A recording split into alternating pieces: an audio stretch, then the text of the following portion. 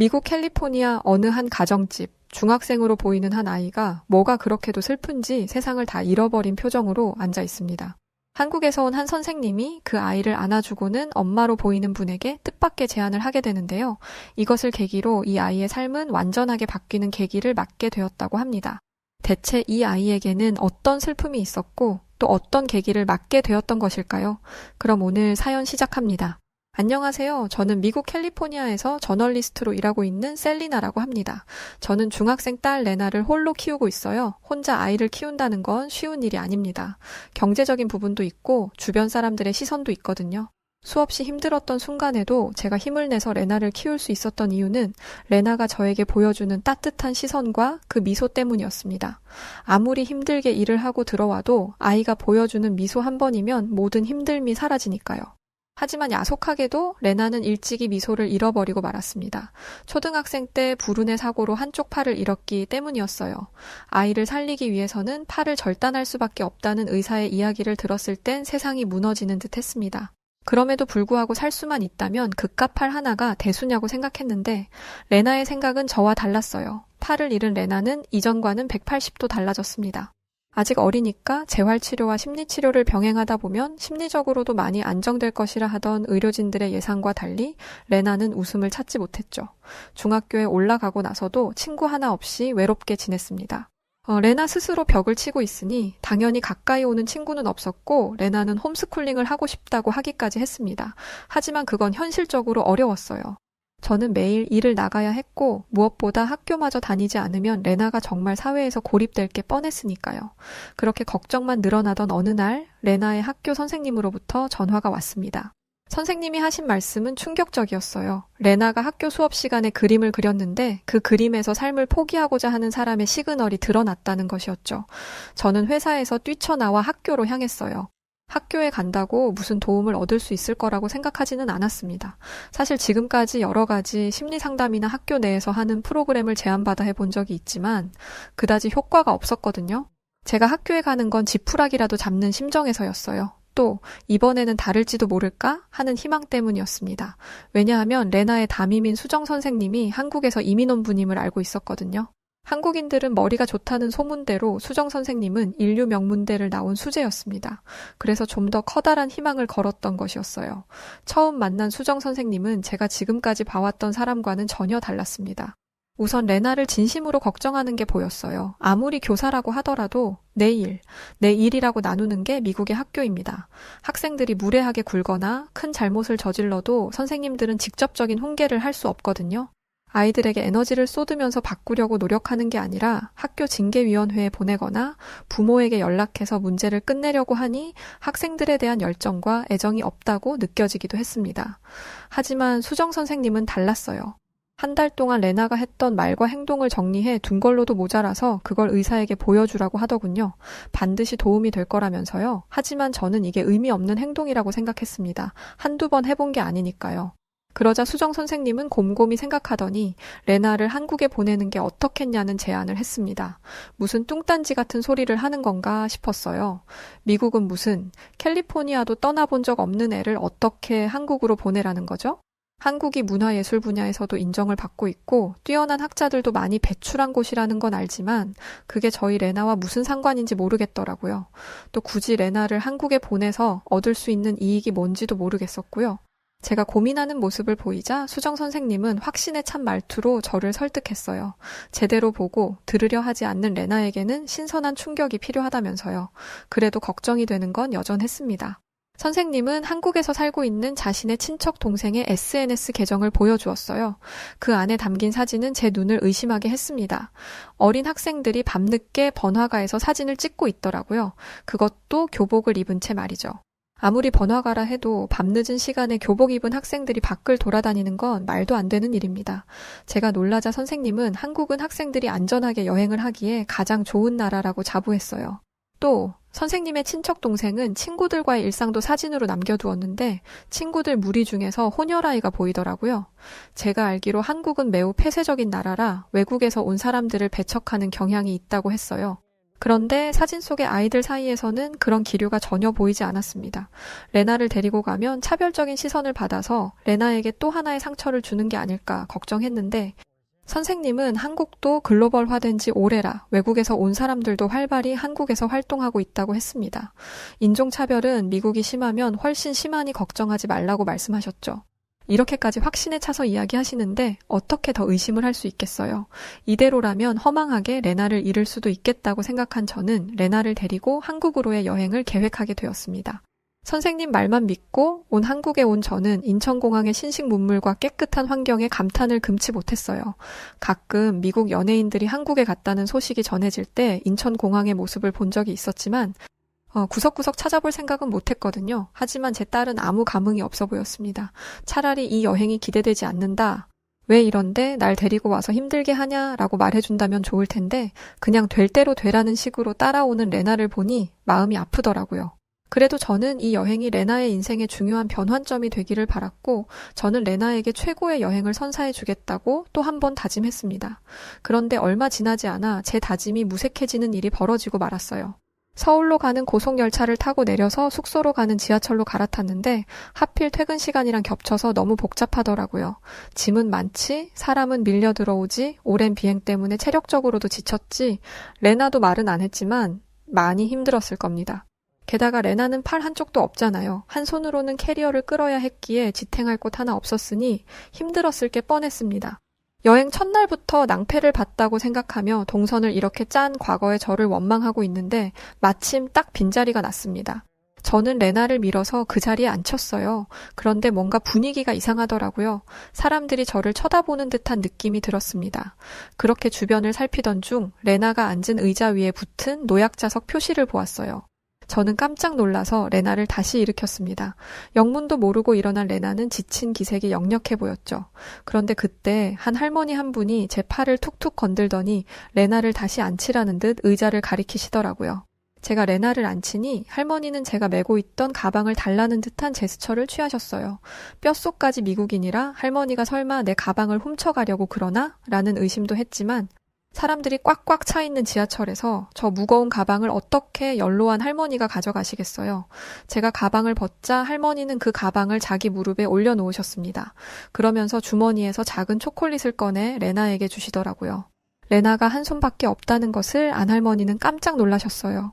저는 할머니가 레나의 팔을 보고 기겁을 하거나 깜짝 놀랄 줄 알았는데 할머니는 그러지 않으셨습니다. 다정하게 초콜릿을 까서 레나의 손바닥 위에 올려주셨죠. 저는 지하철에서 피곤해 지친 어린 외국인 아이도 배려가 필요한 약자라고 생각해 주시는 그 따스함에 감동을 받았습니다.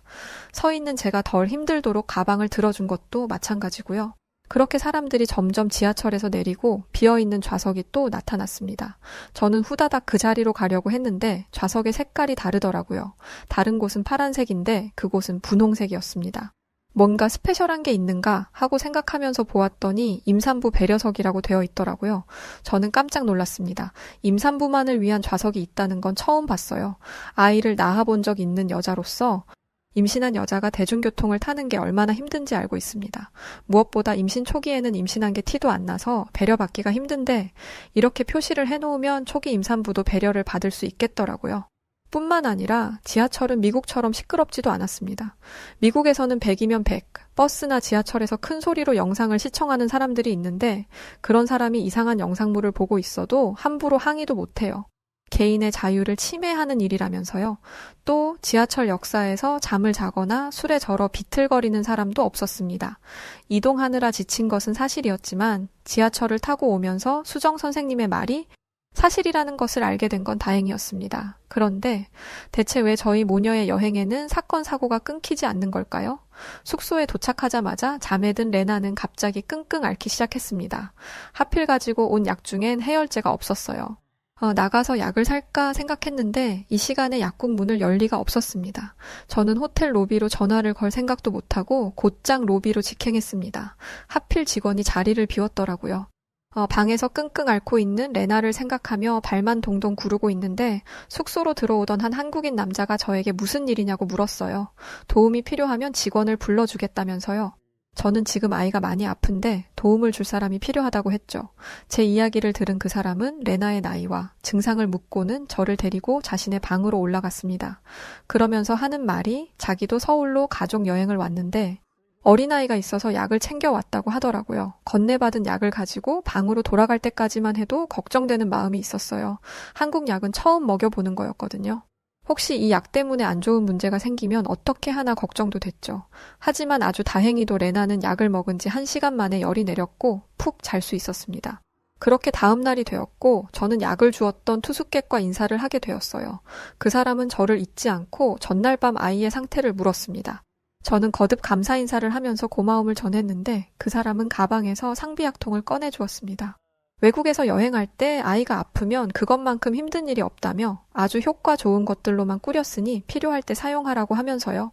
정말 고마웠지만 한편으로는 한국 약에 대한 신뢰가 없었기 때문에 저는 약사 친구에게 한국 약이 안전하다는 확증을 받고 싶었어요. 그런데 그 친구는 제가 약 사진을 보여주지 않았는데도 이렇게 말하더군요.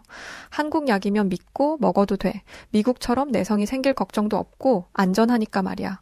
친구와 연락하고 난 뒤 저는 레나와 함께 밥을 먹으러 나왔습니다. 외국인들이 정리해놓은 맛집 리스트가 아니라 주변을 돌아가면서 맛있어 보이는 식당으로 들어갔는데 그 식당 주인은 정말 불친절했어요. 사람의 눈도 안 쳐다보고 한국어는 못하지만 괜히 말투가 투덜대는 것처럼 느껴졌습니다. 한국에 와서 좋은 사람들만 만났던 저였지만 이때만큼은 한국에도 좋은 사람만 있는 건 아니구나 라는 생각을 할 수밖에 없었죠. 그래도 식당이 맛있으면 됐죠. 한국은 미국처럼 팁을 받는 것도 아니고 팁도 안 받는데 대단한 서비스를 기대하는 것도 무리라고 생각했습니다. 그런데 주인 할머니는 믿을 수 없는 행동을 하기 시작했어요. 기분 나쁘게 밥 먹는 저희 주변을 계속 서성이는 거예요. 대체 왜 그러냐고 묻고 싶어도 언어가 안 되니 속이 터질 지경이었죠. 주인 할머니는 제가 아니라 레나를 보고 있었습니다. 밥을 잘 못 먹는 레나가 깨작거리는 게 보기 싫기라도 했나 보죠. 저는 할머니에게 무례한 행동을 그만두라며 화를 내려고 했습니다. 그런데 제 마음을 알았는지 할머니는 주방으로 쏙 들어가 버렸어요. 저는 레나에게 눈치 보지 말고 먹고 싶은 만큼만 먹으라며 혹시나 상처받았을 레나의 마음을 달래주었습니다. 하지만 레나는 낯선 음식이 무서워서인지 몸이 안 좋아서인지 밥을 제대로 먹지 못했습니다. 다른 거라도 찾아서 먹여야겠다고 생각하며 일어나려던 그때 주인 할머니가 무언가를 가지고 나오셨어요. 약간 수프같이 묽은 음식이었는데 할머니는 그 음식을 레나 앞에 내려두셨습니다. 저는 레나가 당연히 안 먹을 거라고 생각했어요. 하지만 모락모락 김이 나는 음식에 호기심이 생겼는지 아니면 할머니의 마음이 전해진 건지 숟가락을 들고 한술 떴습니다. 한두 번 먹으면 다행이라고 생각했는데 레나는 한 그릇을 다 먹었어요. 레나가 오랜만에 맛있는 식사를 한 것에 감사하며 계산을 하려고 하는데 할머니는 레나가 먹은 죽을 계산하려 하지 않았습니다. 무엇이든지 돈으로 환산하고 값을 치러야 한다고 배웠던 저로서는 이해되지 않는 모습이었어요. 이런다고 돈을 더 주는 것도 아닌데 이렇게까지 하는 이유가 이상하게 느껴지기도 하고 신기했습니다. 레나에게 음식이 어땠냐 물으니 레나는 근래 먹은 음식 중에 가장 맛있었다며 극찬을 하더군요. 그러면서 자신을 위해 메뉴에도 없는 음식을 만들어준 것에 크게 감동했다고 했습니다. 레나가 사람에게 이런 호감을 느끼다니. 여행 첫날인데 아주 큰 수확이 있었어요. 지하철에서 한 번, 숙소에서 한 번, 식당에서 한 번. 이렇게 3번의 따뜻한 배려를 경험한 레나는 조금 적극적인 태도로 여행에 동참했습니다. 수정 선생님 사촌 동생의 SNS에서 본 홍대라는 곳으로 갔는데 젊음의 거리라고 불리는 만큼 수많은 젊은이들이 거리를 돌아다니더라고요. 레나는 자기 또래의 생기 있는 모습을 보면서 좋은 자극을 받은 것 같았습니다. 항상 제 뒤만 쫓아다니던 아이가 먼저 앞장서서 예쁜 소품을 파는 상점을 기웃기웃 거리더라고요. 그러다 쿵작거리는 소리에 이끌려 어딘가에 다다랐는데 코인 노래방이라고 적혀 있는 곳이었습니다. 레나는 시끄러운 걸 기피했기 때문에 당연히 레나가 그곳을 벗어나려 할 거라고 생각했어요. 하지만 레나는 그러지 않았습니다. 오히려 저에게 들어가자는 눈빛을 보내더라고요. 저는 레나와 함께 코인 노래방으로 들어갔습니다. 노래방을 떠올리면 가라오케가 생각나는데 거기서는 술을 먹는지라 혹 레나가 들어가서는 안 되는 곳이면 어떻게 하지? 라는 걱정이 있었습니다. 하지만 코인 노래방은 제 생각과 전혀 다른 곳이었고 어린 학생들도 오는 아주 건전하고 깨끗한 곳이었어요. 폐쇄적인 것과 다르게 이상한 냄새도 안 났고 조명도 밝고 분위기도 건전했습니다. 저는 레나가 들어오기는 했지만 노래는 부르지 않을 거라고 생각했어요. 그런데 저는 그곳에서 레나의 노래를 들었습니다. 사고가 나서 팔을 절단한 후로 처음 들은 레나의 노랫소리였어요. 아기일 때는 매일같이 저를 따라다니며 노래를 불렀던 아이가 사고 이후 노래를 잃어버려 마음이 아팠었는데 그 노랫소리를 들으며 저는 눈물을 훔쳤습니다. 그렇게 재미있는 홍대의 밤거리를 누리고 숙소에 들어온 저는 원데이 클래스 일정을 잡았어요. 레나가 한국에 깊은 흥미를 가지게 되었고 그 덕에 무기력증을 극복하고 있다는 것을 알았으니까 말입니다. 한쪽 팔이 없는 레나가 할 만한 수업을 찾던 중 서예라는 것을 배울 수 있다는 원데이 클래스를 알게 되었어요. 점잖은 분위기에서 글을 쓰며 심신의 안정을 찾는다는 걸 보고 레나에게 딱 맞는 수업이라고 생각했죠. 하지만 저는 가만히 앉아서 무언가를 하는 걸 힘들어하는지라 레나가 수업을 받는 동안 옆 건물 카페에서 한적하게 커피 한 잔의 여유를 즐기고 있었어요.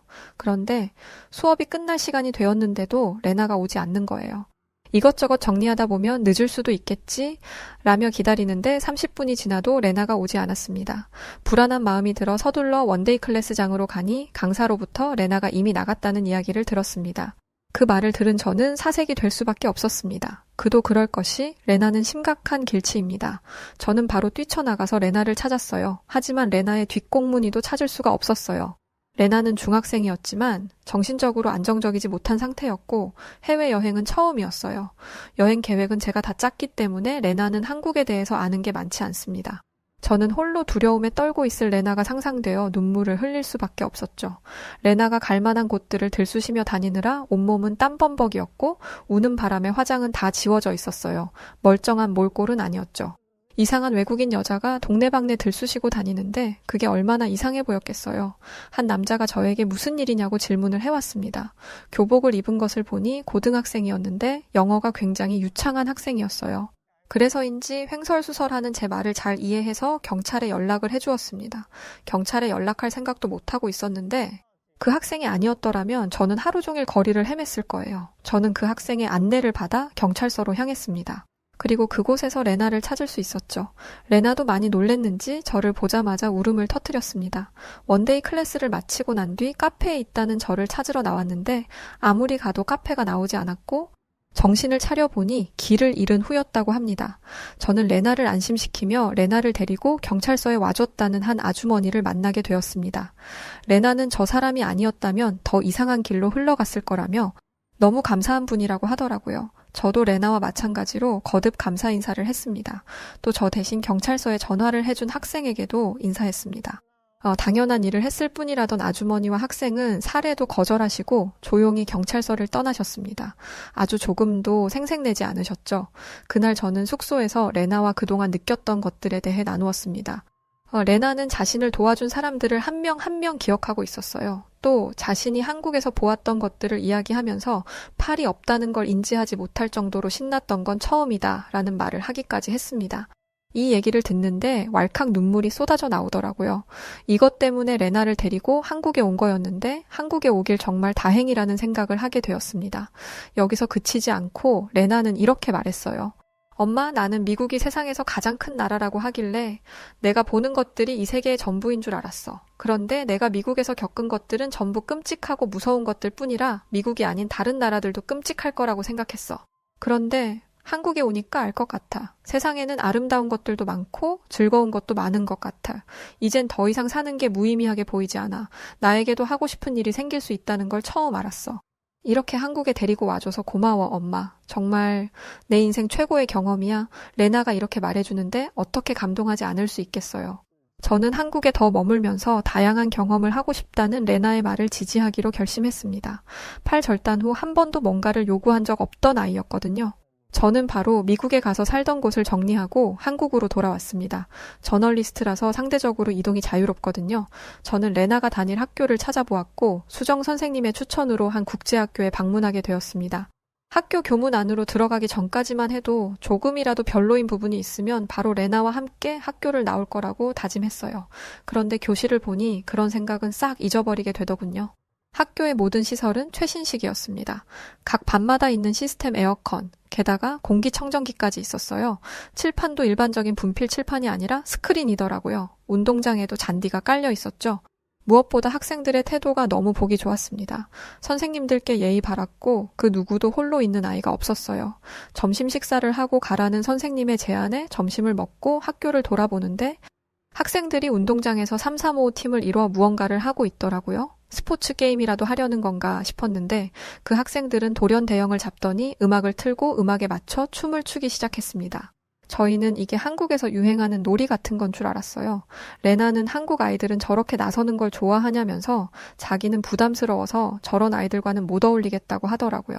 밥도 맛있고 시설도 좋고 선생님들도 다정하다며 이 학교를 다니고 싶어 했던 레나의 충격 발언이었죠.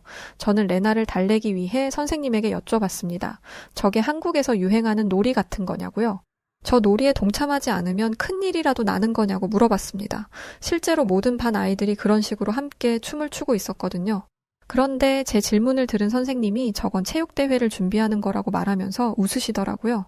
체육대회인데 왜 운동을 안 하고 춤을 추냐고 했더니 학생들끼리 축제를 즐기는 방법이라고 하더군요. 어머니, 동참하지 않는다고 따돌리는 건 없어요. 실제로 몇몇 아이들은 안 한다고도 했었고요. 그런데 어느 순간 보니까 한 명도 빠짐없이 즐기면서 하고 있네요. 오히려 안 한다고 했던 애들이 더 즐겁게 하고 있어요. 못하는 친구라고 해서 면박 주지 않고 한 사람이 안 되면 잘하는 사람이 될 때까지 도와주더라고요. 저는 선생님에게 물었습니다. 혹시 성적에 들어가나요? 한국 학생들은 성적에 매우 예민하다고 들었어요. 그러자 선생님은 걱정하지 말라고 말하며 이렇게 얘기하셨습니다. 저건 성적에 들어가지 않습니다. 순전히 아이들이 원해서 하는 거예요. 선생님들은 안전상 문제가 생기지 않고 수업에 지장이 가지 않도록 지도하는 것밖에 없어요. 저는 레나에게 이 얘기를 듣고도 걱정하는 마음이 드냐고 물어보았어요. 그랬더니 레나는 강요하는 게 아니라면 괜찮을 것 같다고 했습니다. 그렇게 지켜보다가 하고 싶은 마음이 생기게 된다면 그때 생각해 보겠다고요. 세상 모든 게 의미 없다고 말하던 염세주의자인 제 딸에게 이런 말이 나오다니, 무언가를 하고 싶을 수도 있다니, 엄청난 발전이 일어났음을 온몸으로 체감하며 감격스러워하고 있었어요. 미국에서 학교를 다닐 때는 모두가 레나를 투명인간 취급했었는데 여기서는 그 누구도 레나를 홀로 내버려 두지 않을 것이라는 확신이 생겼어요. 하지만 제게는 마지막 걱정거리가 남아 있었습니다. 바로 한국 학교의 교육열이었죠. 한국은 성적에 예민하고 예민한 만큼 아이들에게 과도한 수업을 시킨다는데 저희 레나에게도 그럴까봐 걱정이었어요.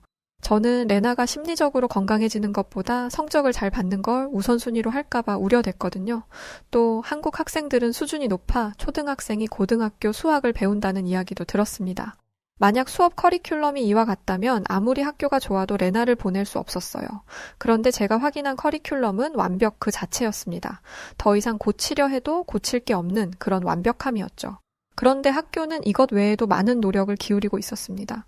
레나의 학교에서는 수업을 잘 따라오지 못하는 학생들을 위한 보충 수업도 진행하고 있었어요. 당연히 학비를 많이 받을 거라고 생각했는데 이에 대한 비용은 전혀 없다고 하더라고요. 게다가 선배들이 봉사의 일환으로 후배를 가르쳐주기도 한다는데 아무래도 선배가 후배를 케어하다 보면 학교에 적응하는 게 수월해진다고 하더라고요. 저는 선생님들의 말씀과 학교의 분위기, 제가 본 학생들의 모습을 보면서 한국국제학교에 신뢰감을 갖게 되었고 레나를 학교에 보내기로 했습니다. 그렇게 레나가 한국에 온 지 벌써 2년 차가 되었네요. 그 시간 동안 레나는 걱정이 무색할 정도로 학교에 잘 적응하고 있어요. 태어나서 처음으로 집에 친구를 데려오기도 하고 하루가 다르게 달라진 모습을 보여주고 있습니다. 이제는 한국에서 대학도 나오고 취업도 하고 한국 남자를 만나 결혼도 하고 싶다고 하네요. 이런 레나를 볼 때면 한국에 오지 않았더라면 어떻게 되었을까라는 상상을 하게 됩니다. 레나가 위태로운 상황에 처해 있었을 때 수정 선생님을 만난 건 저와 레나의 인생을 통틀어 가장 큰 행운이 아닐까 생각하고 있어요.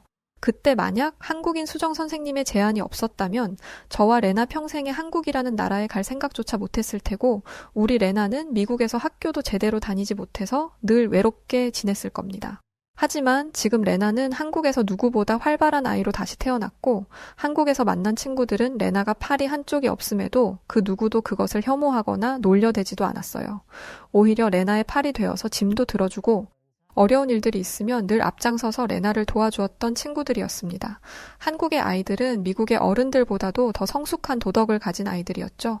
최근에는 학교 아이들 엄마들과 많이 친해졌는데 그런 어머니분들과 이야기를 나누다 레나가 불편해하지 않을 의수를 맞추면 어떻겠냐고 하더군요. 사실 미국에서 지낼 때 생각하지 않았던 것은 아니었지만 가격이 너무 비쌌기에 엄두를 내지 못했는데 마침 한 어머니분이 의수를 제작하시는 분과 인연이 있다며 소개해 주셨거든요. 한국의 의수는 미국의 의수에 비해 가격도 저렴했고 그에 반해 퀄리티는 몇 배 더 훌륭했습니다. 이런 멋진 나라 한국에서 레나와 함께 지내고 있음이 지금도 믿기지 않고 저희에게 새로운 기회를 만들어주신 한국인 수정 선생님에게 감사하다는 이야기를 전하고 싶습니다. 자, 오늘 사연은 여기까지입니다. 어린 나이에 팔을 잃게 된 레나의 마음을 감히 제가 헤아릴 수 없겠지만 한국에서 더 멋지고 행복한 삶이 되었으면 하는 바람이네요. 레나를 위해 여우튜브와 저 송은지도 힘껏 응원하겠습니다. 네, 그럼 오늘 사연 어떻게 들으셨나요? 오늘 사연이 재미있으셨다면 구독, 좋아요, 알림 설정 부탁드리고요. 지금까지 사연들을 읽어드리는 여우튜브 송은지였습니다. 더 좋은 사연으로 찾아뵐 것을 약속드리면서 이만 물러갈게요. 영상 끝까지 시청해주신 우리 사랑하는 구독자분들 감사합니다. 고맙습니다. 당신만의 유튜브